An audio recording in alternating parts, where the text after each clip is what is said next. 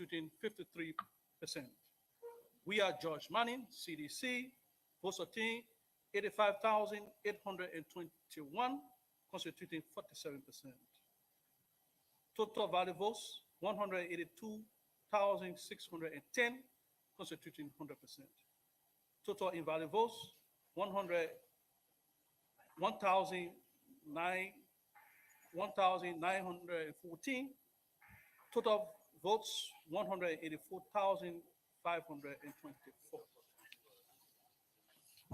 Lofa count 68 polling places out of 424 polling places reporting, constituting 16.04%. Weka Joseph NUP votes obtained 12,835, constituting 67.56%. We are George Manning, CDC, votes obtained 6,162, constituting 32.44%. Total valid votes 18,997, constituting 100%. Total invalid votes 342. Total votes 19,339. What do you check? Thank you, Commissioner Seah. I now invite Commissioner Basilio Kwangba to continue the reading from the counties.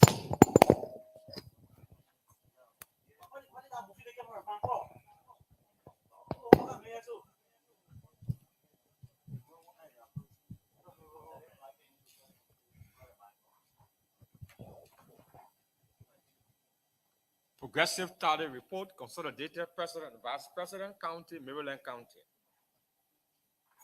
43 polling places of a total of 175 polling places, 24.57%. Worker Joseph NUP, vote obtained 2,630, 2,630, constituting 21.73%. We are George Manning, CDC, vote obtained 9,475, 9,475, 78.27%.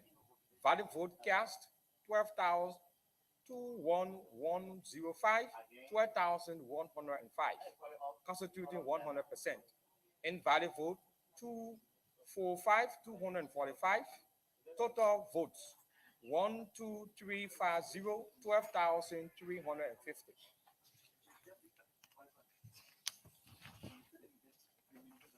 River G County, 29 polling places of the total of 98 polling places, 29.59%. Worker Joseph NUP, vote obtained 2,094, 2,094, 26.62%. We are George Manning, CDC, vote obtained 5,772, 5,772, 73.38%. Valid vote 7,866, 7,866, constituting 100%. Invalid vote 136, 136. Total votes 8,002, 8,002. Grand Judah County, 65 polling places of the total of 163 polling places, 39.88%. Worker Joseph NUP, vote obtained 1,920, 1,920, 10.91%.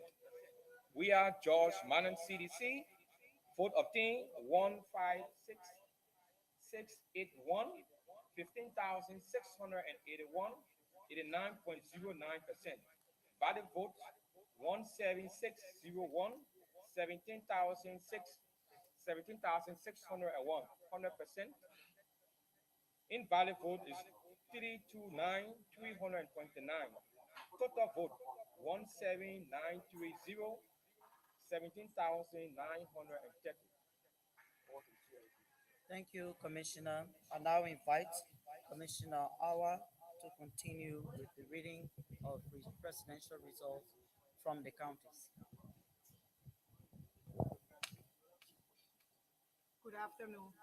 Progressive tallied report consolidated for the President and Vice President, Wednesday, November 15, 2023. I will begin with Bond County. Of the total of 102 polling places, of the total of 555 polling places, constituting 18.38%.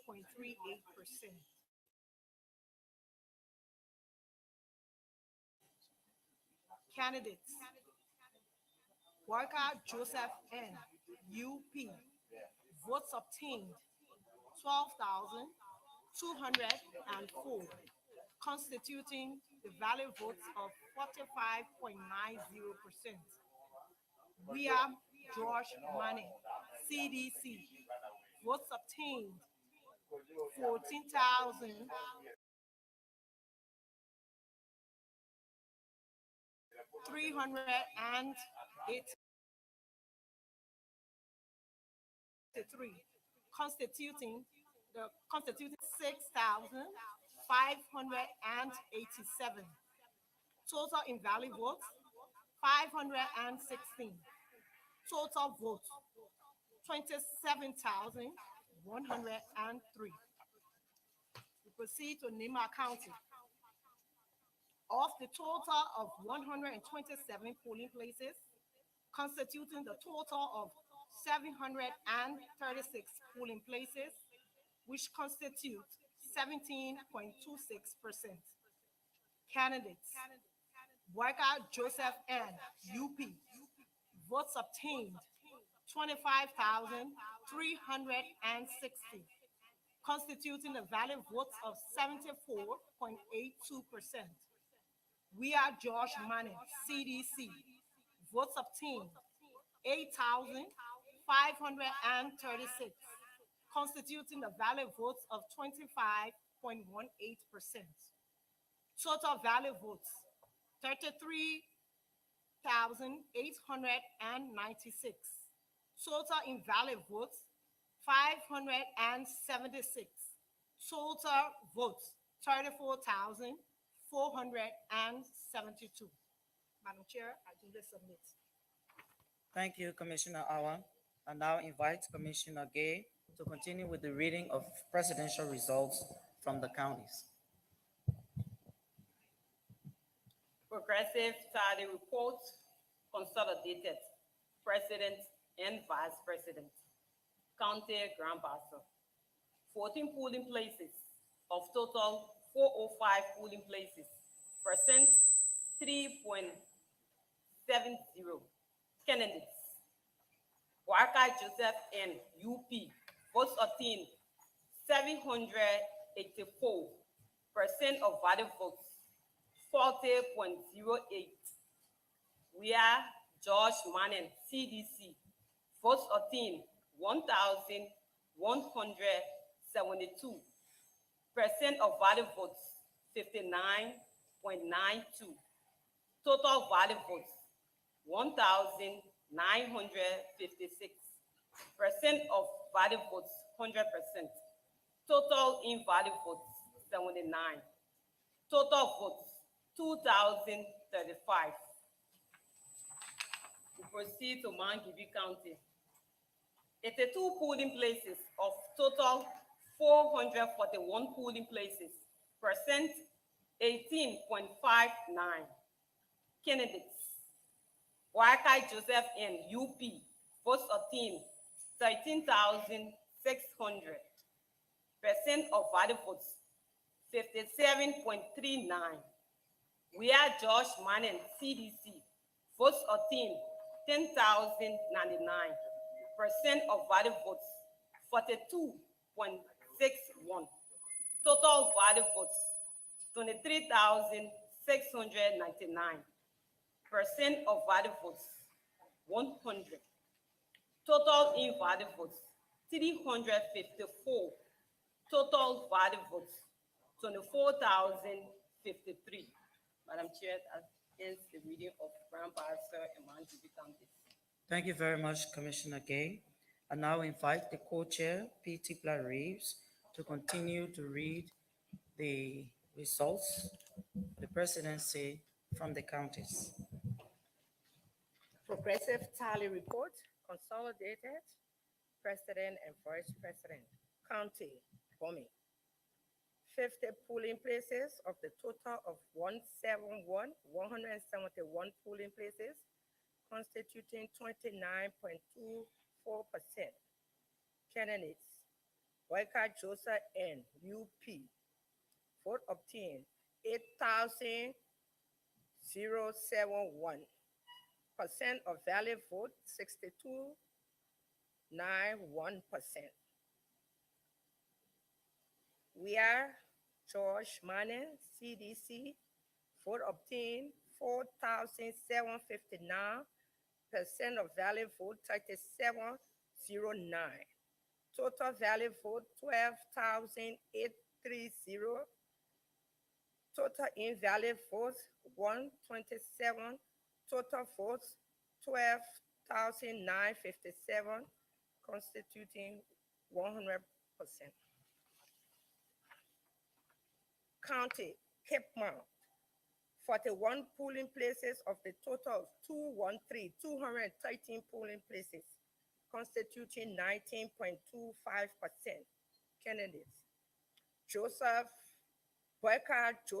N, UP. Vote obtained, 6,447, constituting 56.58%. We are George Manning, CDC. Vote obtained, 4,948, constituting 43.42%. Total valid vote, 11,395, constituting 100%. Total invalid vote, 163. Total vote, 11,558. Madam Chair. Thank you, co-chair. I now invite Commissioner Boyka Dugley to continue to read the presidential results from the counties. Progressive tally report. I apologize for my voice. I think I suffer from laryngitis. Progressive tally report, consolidated. Riverside County.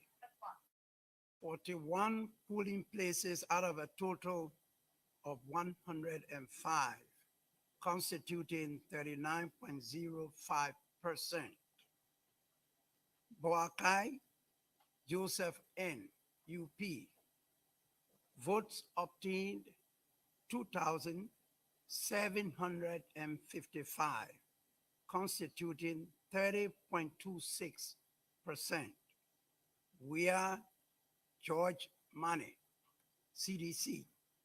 Votes obtained 6,349, constituting 69.74%.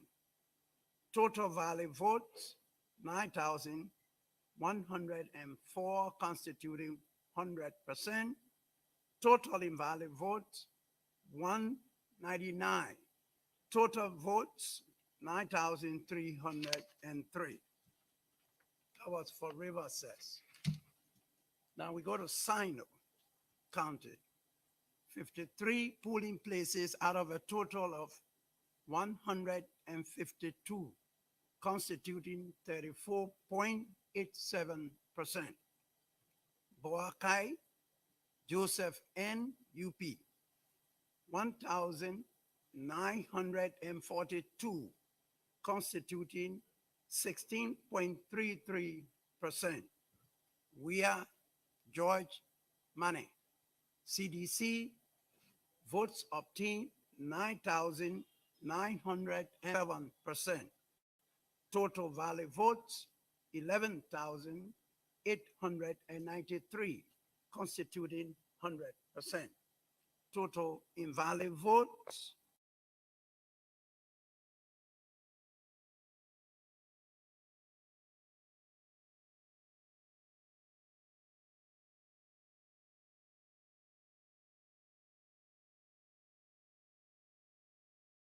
216. Total vote 12,000. Crew County. And that's because the tally process began at 2:30 today. So starting tomorrow, we will read you the results from Grand Crew County. Thank you very much for listening. Thank you, Madam Chairperson and members of the Board of Commissioners. So what we will do, we just have a queue here and you just walk up and ask your question, please.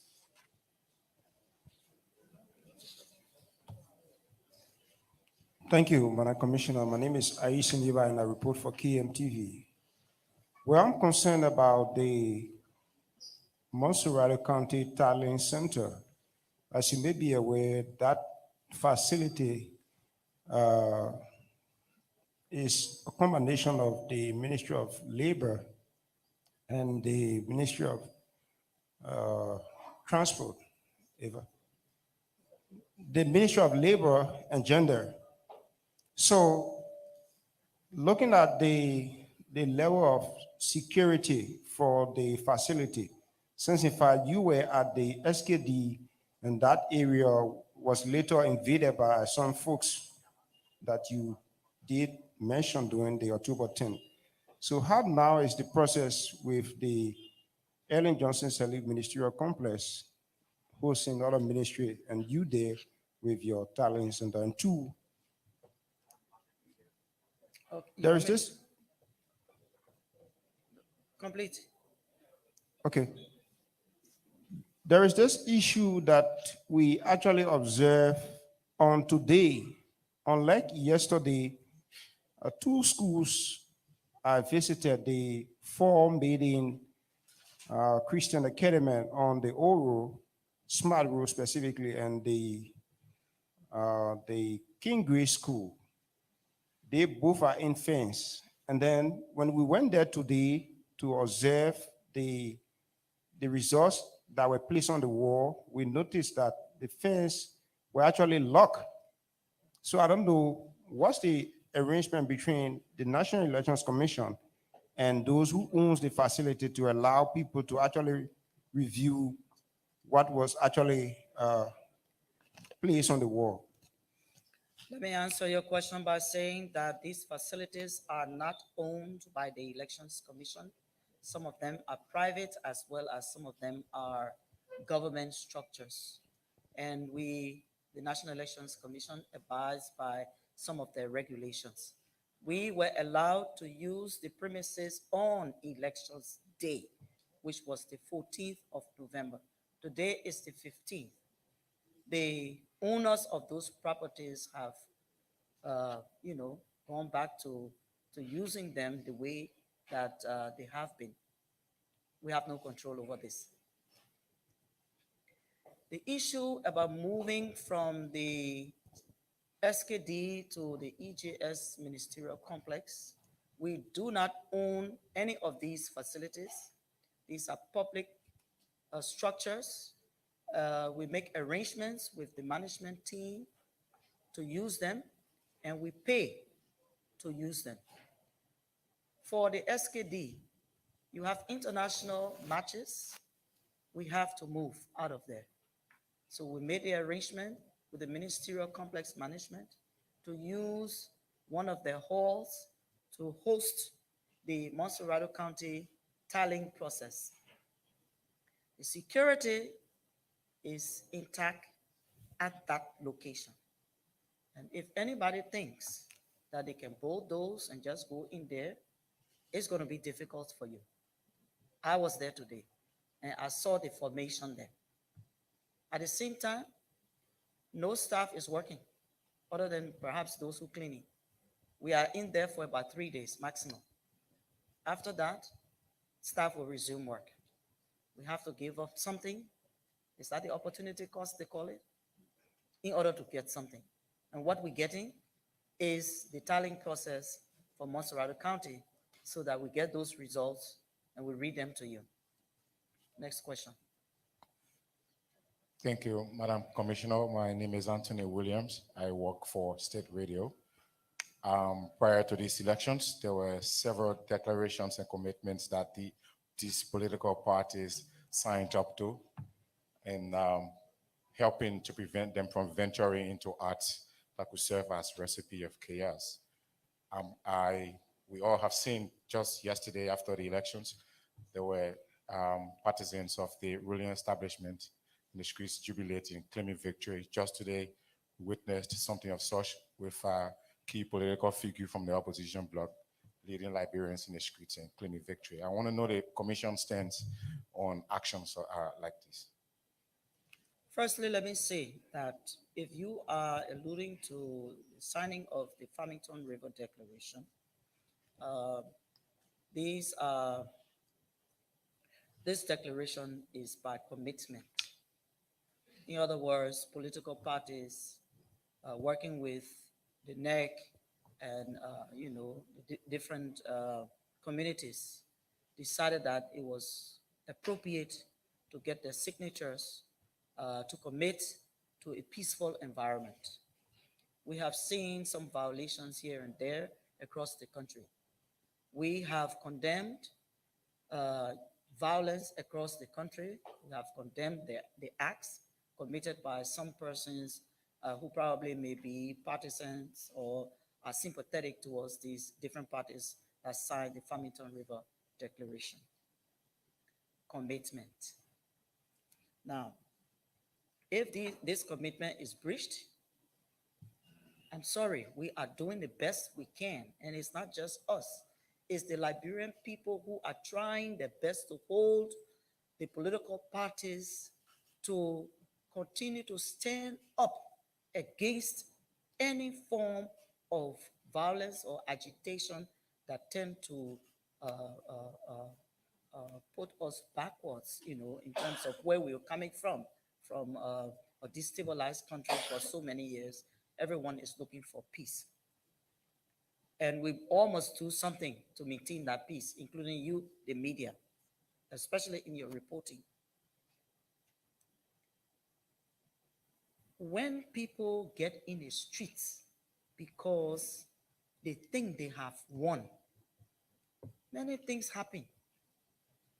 We don't have control over people getting in the street and causing things to happen that should not be. The best we can do and have done is to tell them that they should wait for the Elections Commission to announce the final results. You cannot just jump in the street and start saying to everybody that you have won. We just read few of the results. Did they show that anyone here has won anything? I'm asking you. Okay.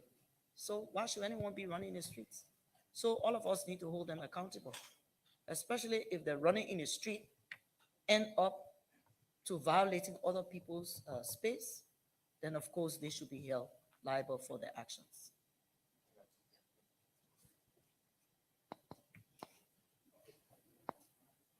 Hello, Madam Commissioner and your Board of Commissioners.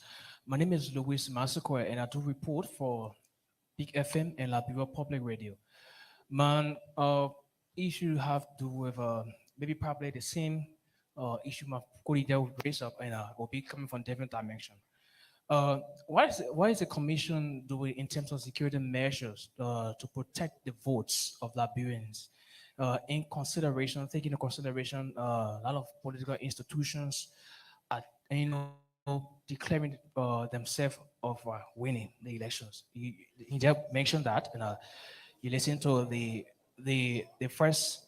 You saw the issue of the CDC and the UP today. Thank you. I don't know how I don't know how to link what you've said, security, protection of the votes, and people running in the streets claiming that they have won. The votes have already been protected. We have conducted a process of integrity and credibility. We are at the point now of tallying, collation, and announcement of these very results. So, my friend, I find it difficult. I don't know how to answer that question. To link people running the streets and the security of the votes, because the votes have already been secured. And let me say this, and I don't mean any harm. When you ask your question, I want to see your face. I'm sorry. I want to speak to you. When you ask your question and you go behind the scene and doing something else, it throws me off. I'm sorry. Forgive me, but I just have to say it. So maybe we need some ground rules. When you ask your question, stay to the point and let me address it, and let us address it as much as possible. We agree on this, right? Next question, please. Thank you, Madam Commissioner. I'm Nelson Collet, and I report for the Spoon Network. I have two concerns. The first one has to do with an observation we had yesterday, visiting some of the centers. Um, Majority of the pool washers or observers we spoke with, they raised this issue of uh, the FRR that was given to them not being used at a particular point. According to them, uh, from the morning hours up to about 2 p.m., there was a text message that circulated mandating that they should not use that FRR again. So they were Sorry, let basically. me stop you there. Sorry. Mhm. When you say they, you're not talking about anybody else. You should please tell us who. Okay. So initially, I started by saying the observers, political parties observers, they were the ones who raised that concern. And at some polling centers, it sparked tension. After some time, the tension was calmed. Is there any reason, legitimate reason why that message circulated? Because we understand that it came from the National Elections Commission. That's my first concern. Let me answer you, please. Okay. Firstly, the National Elections Commission is by law to provide a copy of the FRR to political parties so they can see the numbers of registered Liberians who will be going to the polls. And correct me, there is nowhere in our law it says that political parties will print the FRR and they will take it to the polling place and use the FRR to identify voters before they are identified by the legitimate staff that are supposed to be running that process. Go ahead. Just a follow-up to that. In the spirit of transparency and the credibility of the entire process, don't you think it was prudent enough to have those people also verifying just as there was another copy before the networkers? That is not in the law. I'm sorry. Okay, so my It is second not- concern. No, let me say it some more.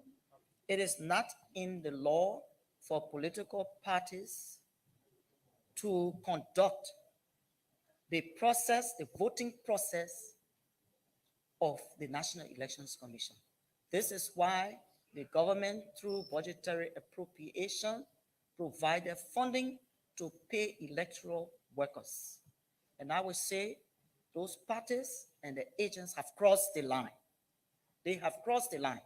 We have done everything we can to be transparent in the process, but they are not going to usurp the functions of the National Elections Commission. Those functions are mandated by law for the Elections Commission to do that. Not, and hold on, please, I need to say this. I personally observe party agents taking possession of voters' card and checking it in the FRR and marking things on pieces of paper. Now, is that their job? Is that the work they are supposed to be doing? Taking voters' card from them? I'm asking you, my friend, is that the job of party agents? Okay, so if I'm to respond to that, if those party agents are not given the opportunity, if they don't have the opportunity to compare what they have with that of what the National Elections Commission workers have, then what It's then in was the the polling- essence? It's in the polling place, the place that you're going to do comparison, when it's not your job, my friend. It's not Okay. your job. In the polling place, there is no comparison. Please, please. In the polling place, there is no comparison being done by people who are unauthorized people between them and the authorized people. When you come with your voter's card, the law says, and the procedures say, hello, and the procedures say that you go to the next staff, you produce your card, you look at your data on your card, you go into the FRR and find you. When you are found, they give you the ballot, you go behind it. There is nowhere in the law that says party agents should do that kind of job. No. And this will not happen. This will not happen. And I'm stressing it because we receive information that some persons, including some media people, were promoting that why was the NEC stopping the party agents from using the copies that they had of the FRR from being verified and the voters not being verified by party agents. Excuse me, is that your job? That is not their job. The job of the Elections Commission will be done by the Elections Commission. This will be corrected. Okay, so let me move to my final concern. But before going, if that's not the job of the party agent and they were doing it, did the verification take anything from the National Elections Commission? Did they undermine the process? Did they? They took things from the National Elections Commission. You know why? Because it destabilized the process in there. You, a party agent, you come and tell a voter, come give me your card and let me check you on my FRR. Then you marking things. You know what that does? You are putting that voter at risk. Gone are the days where we stand up and you are being counted by your head. You stand behind somebody that were voting those days, hundreds of years ago. Because of the secrecy of the ballot and the protection of the voter, the crafters of this process decided that you go behind a screen, you're not going to tell anybody who you are voting for. Thank you, Madam Commissioner. Let me move to my next concern. I must say that my answer was not convincing enough, but let me move to my next concern. There was a text message that circulated from the National Elections Commission. There was a message that circulated, and I just want to read it shortly. It says, the same results that you saw at the polling places is the same result that will be tallied and announced by the NEC. Considering that radio stations, Did you say it's the NEC that issued that? it has Okay, now I have to NEC. check it. I'm asking. Okay, I need to respond to something that I know about. okay. So, considering that radio stations are visiting the different polling places and using these same results to announce unofficial results, can you assure the public, is there any reason for the public to equally trust what's coming from those radio stations, given that they're using the very tally results that you're talking about in this text message? The National Elections Commission assures the Liberian public, all the observers and stakeholders, that when we sit up here and we announce results, they are official. And that's the assurance we give. Thank you, Madam Chair. My name is Gamen Lomo. I work for the News Publishers Media Group. And I have these two concerns here. One had to do with the issue of this invalid votes. It still appear again. Was there any civic and voter education done during this run-up process? If yes, how many days? If no, why? And I have the other concern from LOFA. Was there any internal investigation done about that headquarter issue that were being alleged of carrying marked voter and paper in a ballot box? Was there any investigation? If yes, what were your findings into that investigation? Thank you. I will begin by answering your last. Sorry.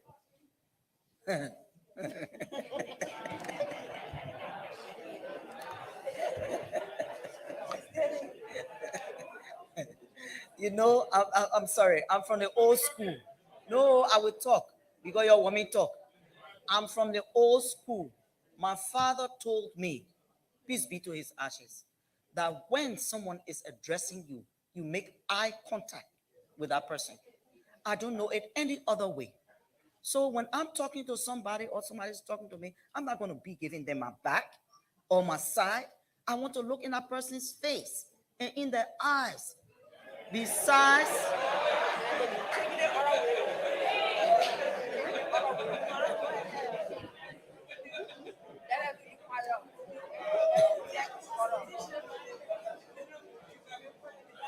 besides, it is, and I don't mean to be, any other way. It's respectful when someone talks to you and you are talking to them by your whole body language. I'm looking straight at you. So don't feel bad, young man. Yes, I know in time some of us will pick it up. Um, you talk about whether there was an internal investigation of helicopter appearing in Lufa, and then what happened? They had neck what? You saw it yourself, or it's alleged. So it's an allegation. Mhm. It's an allegation. But let me say to you that the National Elections Commission has never used helicopter to convey its electoral materials on the 10th October and the 14th October. November. We've been using hired boats by way of the ocean and hired vehicles, including trucks, to carry our materials to different locations where our magistrates' offices are. So that other one there, than our own. The issue about invalid votes, and you question whether, in fact, whether CVE was done. We explained yesterday that, and even previously, we conducted CVE all throughout the 73 districts of the Republic of Liberia. CVE on all of these different rights issues and awareness raising about the process. You want to know how many days? For about 3 months or so. But let me tell you, my dear, civic and voter education, and I will continue to say it, is not uh, it's not something that you just get up and do. But when we do, we pay for it. And so the money that we have is the money that we use to pay for CVE. So if CVE was done for just 3 months or even less than that, that it won't be able based on the allotment that it gave us. So perhaps next time when we ask for millions of dollars, the press, including yourself, will advocate for the Elections Commission to have enough funding to be able to carry on these things. Secondly, we need to integrate electoral matters into the curriculum in school, including that CVE and awareness raising. We need to do that. Perhaps the press can start helping now to advocate for it so that it gets integrated in the curriculum. This is a sustainable way to help Liberians to be aware of the electoral process. Invalid votes is a thing that you and myself and all of us here, we need to address. You know why? Because we continuously are explaining some of the issues based on past survey that was done, where first thing you have the issue of literacy, illiteracy, if you want to put it that way, and even attitudes. Even if you teach somebody or you show them, sometimes the attitude that they take to the ballot box is not comparable to that of what you have taught them, even through the CVE. So we need to work on ourselves too. Huh? We need to work on ourselves too, right? Okay. Next question. Thank you, Madam Commissioner. My name is Archie Bourne, and I report for Today Liberia Television. I have like four concerns about. How many? Okay. My first concerns has to do with Hold on. Some of your friends want to talk. So just talk two. Then if you think somebody else in talk, get any other two. Yes. These are all important things, so I just want to reflect it out Everything anyway. here is important, Okay. including you. Thank you. My first concern has to do with how long will the NEC take to conclude all of the tallying results, as we have only two candidates in this election. Uh, the second one has to do with yesterday there was some journalist that was marheaded by the Liberal National Security due to their reportory duties. Have the National Elections Commission getting any concern about this issue? Okay, let me answer you. You ask your two questions. Give the other two to somebody else. The last one, just the last one. That means I will be three now. Yeah, No, only two. I'm the presiding officer. You talk about journalists being malhandled. We do not have that information. But what I can say to you, it would be important if you know who handle the journalists to work with them. I would not say John Brown did or this institution did because I don't have it before me. We don't have this information before us. What I do know is that the police or the joint security has been working tirelessly to secure or to ensure law and order. Order, that the first one. And then two, it is a good thing to identify yourself and listen to those who are managing the process as to what you can do and what you cannot or should not do. And sometimes this is where we fall short. Sometimes there are rules and regulations, and when we come, we decide it must be done our way. And I'm not suggesting that this is what happened. I'm just trying to explain to you, media people, you take responsibility for some things and work with those who you think might handle your friends to get them to the table, you'll talk about it and find some resolution, yeah?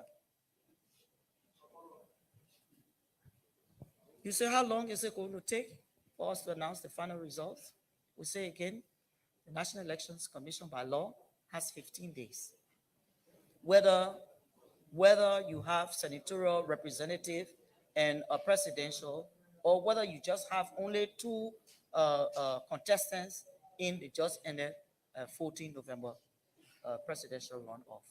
We have 15 days.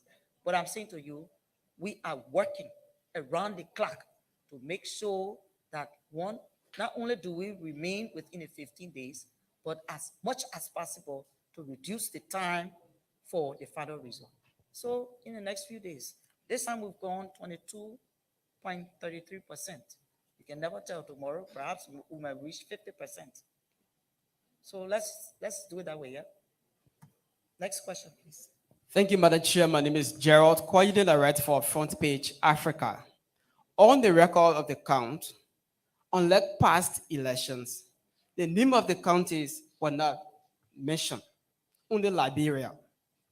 Why is it in the runoff? And secondly, in most places, especially the Pinsville belt, after the votes were being tallied and ballot boxes sealed, the NEC didn't pick up these boxes. It was very late, causing some of these observers and poll watchers to sleep, and also leading to some of your temporary staff and the observers to leave, leaving the boxes alone with the POs. How safe are these boxes with the PO or three or not, given that during the first round, some of your workers were accused of electoral malpractice for which they are facing prosecution now? So let me ask you, the POs that you talk about sleeping with the ballot boxes, were they accused of anything? Or did you see any malpractice?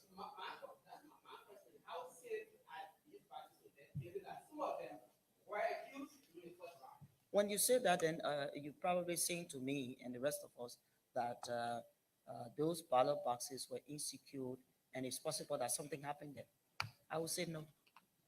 They were secured. And the issue here is that logistics were deployed to retrieve the materials. If it didn't get there in time, it's unfortunate, but we do everything we can to make sure that our electoral materials reach the the magistrate's office and onto the the headquarters here. The most important thing in all of that is the tamper evident envelope, which has been, which left. As soon as the counting finished, the tamper evident envelope that contains the original copy of the record of the count on its way. So if the T's were there that you probably saw, then maybe you really have concern, and I would really be concerned. But once that T is sealed with the original copy of the record of the count, it's gone. It's not left there for somebody to play with. So the first one that has to do with on the record of the counts, the name of the counties wasn't mentioned. The counts then bear the names of the counties. Why? I do not have it in front of me. Any of my colleagues can speak to that. Please go ahead.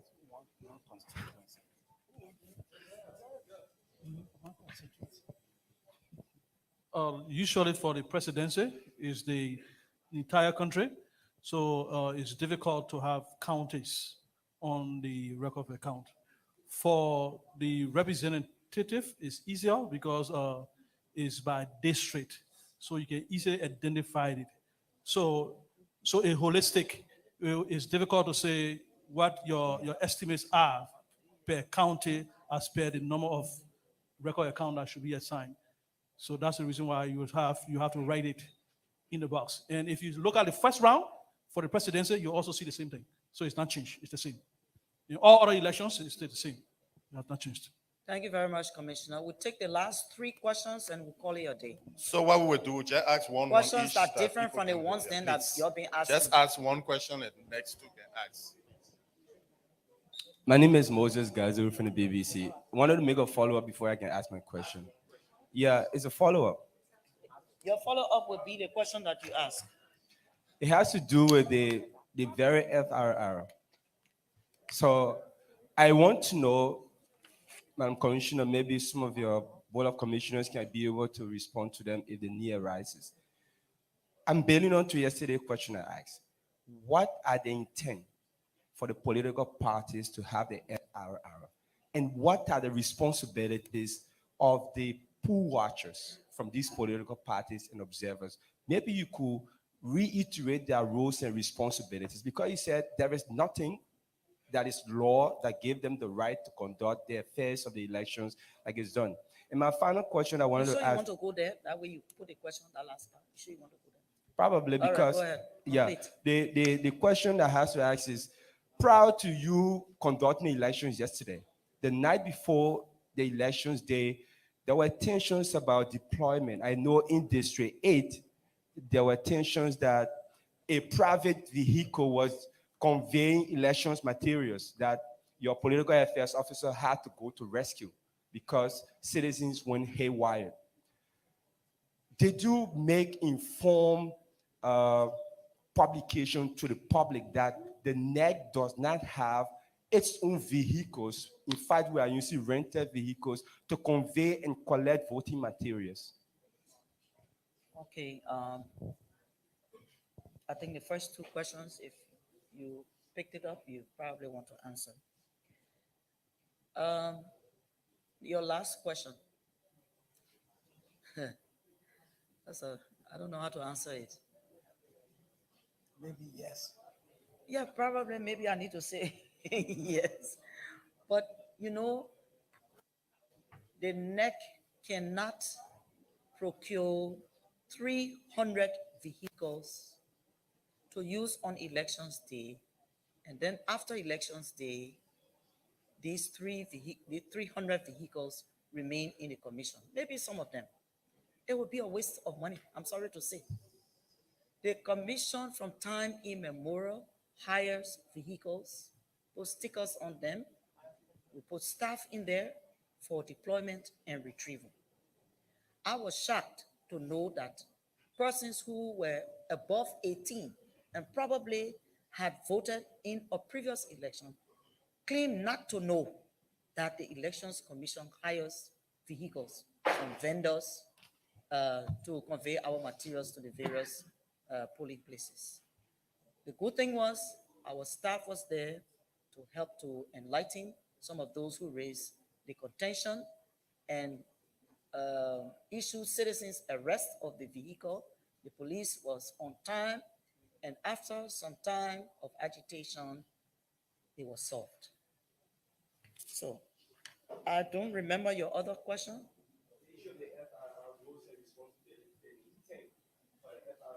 The FRR, the lawsuit will give the FRR, which we put on pen drives to the, okay, yes, you explain it. If there's no law, then there's something there in the practice, there's something there that tells us to provide that information.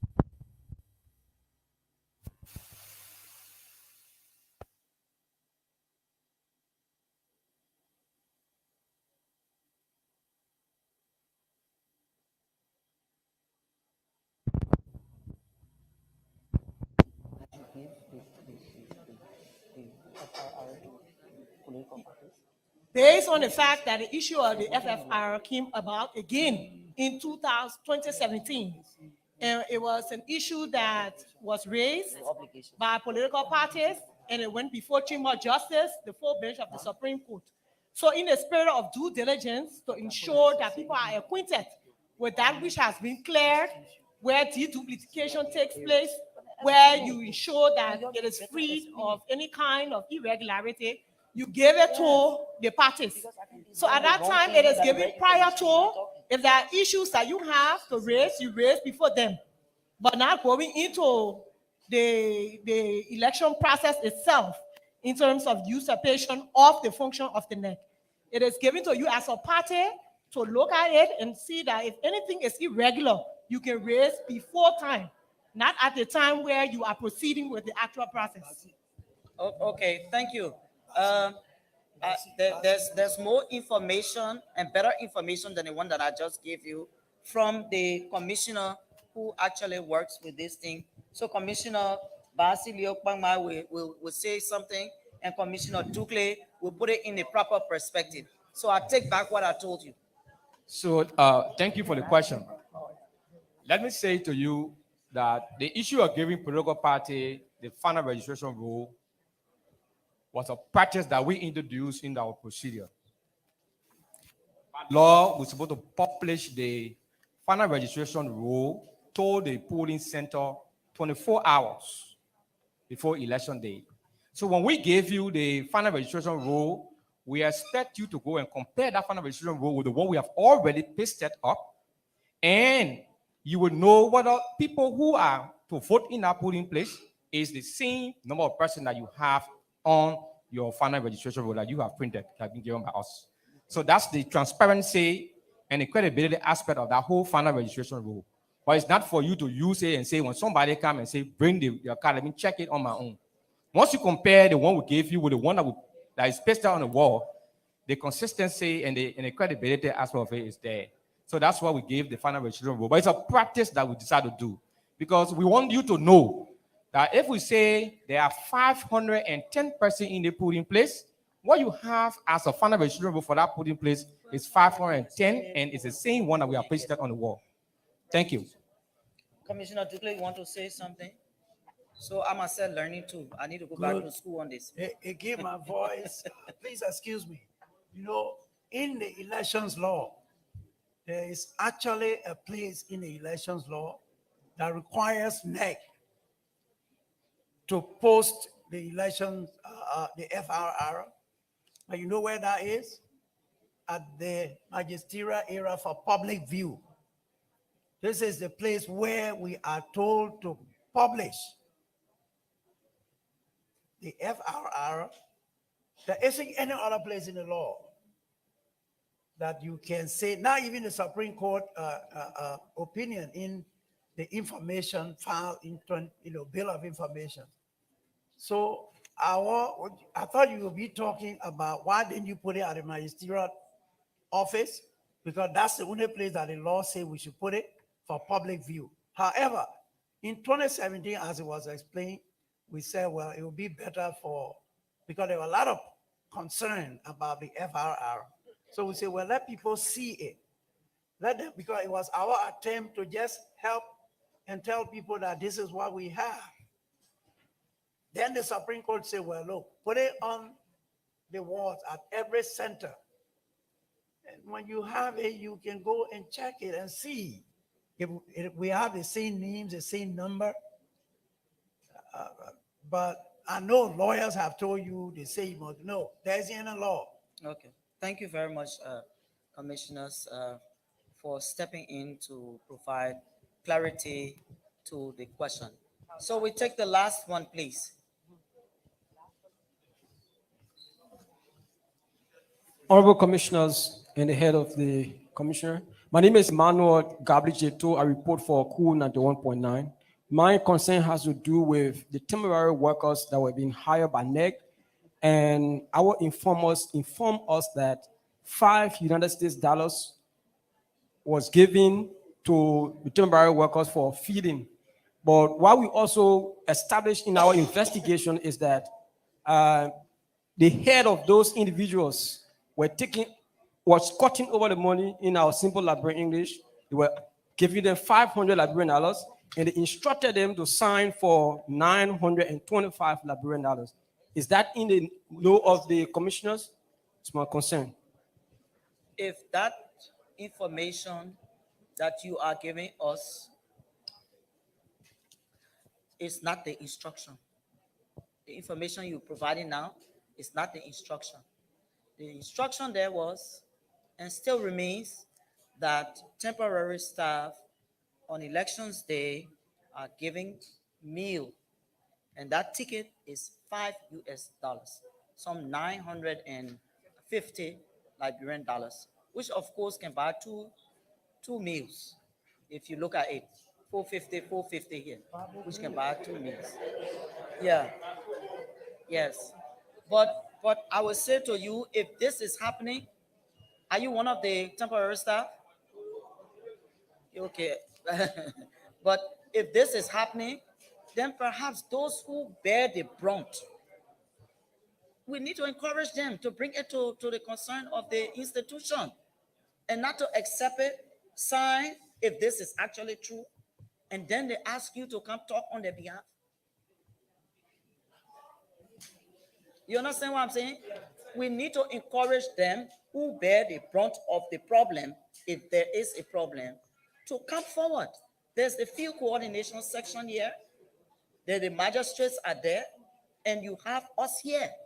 So if that is an issue, then temporary staff need to come forward and say who is doing this to them.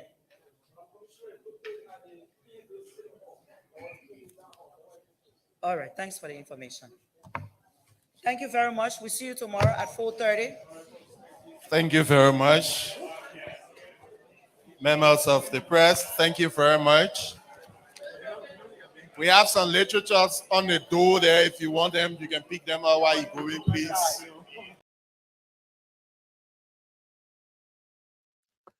Okay, guys, that's how we get out of here today. So I just want to say bye to everyone for joining us. Thank you.